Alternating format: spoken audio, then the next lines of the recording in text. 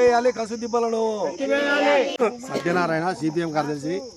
దాదాపు 5-6 నెలల నుంచి పంచాయతీ అధికారులకు, ఆ రోజు ఉన్నటువంటి సర్పంచ్కు అందరికి కూడా అనేక రకాలుగా శాంతియుతంగా అనేక రకాలుగా వినతి పత్రాలు ఇవ్వడం అయితేనేమి అనేక రకాలు చెప్పారు. ఇక్కడ కసువు వేసి కసువులో అగ్గి పెట్టడము, ఆ మంట పెట్టడం వల్ల పొగంతా ఇళ్ళ చుట్టూ వచ్చి అనారోగ్యానికి లంగ్స్ దెబ్బతిని చాలామంది ప్రాణాలకు ఇబ్బందికరంగా ఉంది అని చెప్పేసి ఇక్కడ ఉన్నటువంటి ప్రజలందరూ కూడా అనేక రూపాల్లో 6 నెలల నుంచి మొత్తుకుంటున్నా కూడా ఈ అధికారులకు చీమకుట్టేంత కూడా కనపడడం లేదు.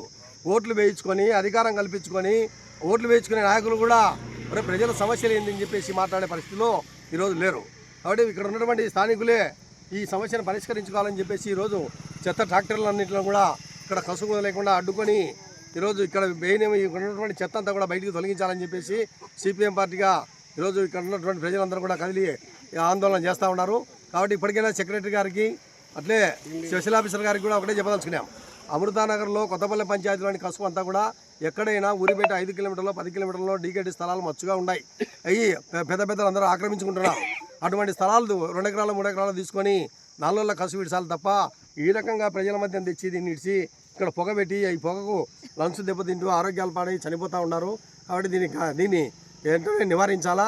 లేని పక్షంలో ఈ పంచాయతీ కార్యాలయానికి బీగాలు వేస్తామని చెప్పేసి కూడా ఈ సందర్భంగా చెప్పదలుచుకున్నాను.